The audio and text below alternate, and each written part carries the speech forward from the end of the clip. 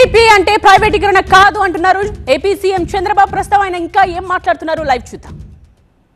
భద్రాచలం వరకు దీన్ని డెవలప్ చేస్తే అలాంటిది ఎక్కడా లేదు. ఇంకో పక్క గండికోటలో మీరు చూస్తే 78 కోట్లు ఇచ్చారు. దానికి కూడా మనం చూస్తే గ్రాండ్ కెనన్, దానికంటే బ్యూటిఫుల్ ప్లేస్ ఇది. ఆ వాటర్ కానీ అక్కడే సీనరిక్ ప్లేసెస్ కానీ ఎక్కడా ఉండవు. అది కూడా డెవలప్ చేస్తాం. ఇంకో పక్క సింహాచలంలో ప్రహ్లాద్ ప్రాజెక్ట్ ఇచ్చారు. బొర్రా గుహల కోసం 30 కోట్లు ఇచ్చారు. అహోబిలం ఒక 25 కోట్లు ఇచ్చారు. ఇవన్నీ కూడా నాగార్జున సాగర్లో బౌద్ధ సర్క్యూట్ డెవలప్ చేస్తున్నాం. ఫైనల్గా దశ ఇవే కాకుండా క్రూజులు కానీ, కారవాన్లు కానీ, టెంట్ సిటీస్ కానీ, హౌస్ బోట్లు కానీ ఇవన్నీ కూడా అందుబాటులో తీసుకొస్తున్నారు.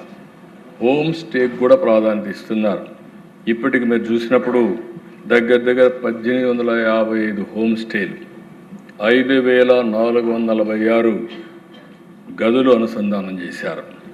ఇవన్నీ కూడా మొత్తం ఇంటర్నేషనల్ చైన్స్ తీసుకొచ్చి ఎక్కడికెక్కడ అనుసంధానం చేస్తున్నాం.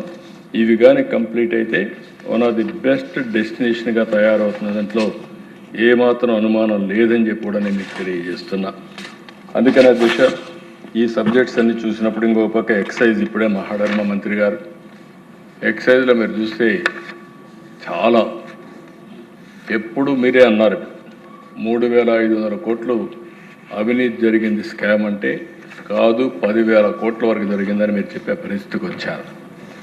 మామూలుగా అధ్యక్ష, బిగ్గెస్ట్ స్కామ్ ఎంత కూడా మీరు ఇంకో పక్కన చూస్తే డిస్టిలరీస్ అన్నీ హస్తగతం చేసుకోవడం, హోల్సేల్ అంతా కూడా వాళ్ళే ఆపరేట్ చేయడం, ట్రాన్స్పోర్ట్, షాపులు మొత్తం కూడా ఎక్కడ కూడా డిజిటల్ కరెన్సీ ఉంటే డిజిటల్ కరెన్సీ కూడా లేకుండా మొత్తం ఇష్టానుసారంగా చేసే పరిస్థితికి వచ్చారు.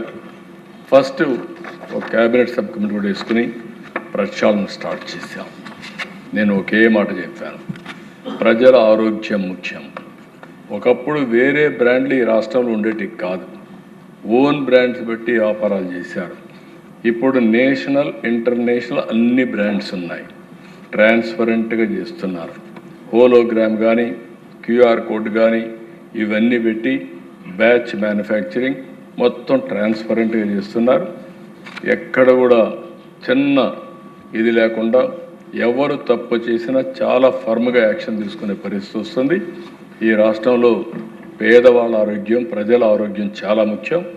ప్రజల ఆరోగ్యాన్ని ఆ రోజుట్లో మీరు చూస్తే ఒక రిపోర్ట్ ప్రకారం 30,000 మంది చనిపోయారు దేశ.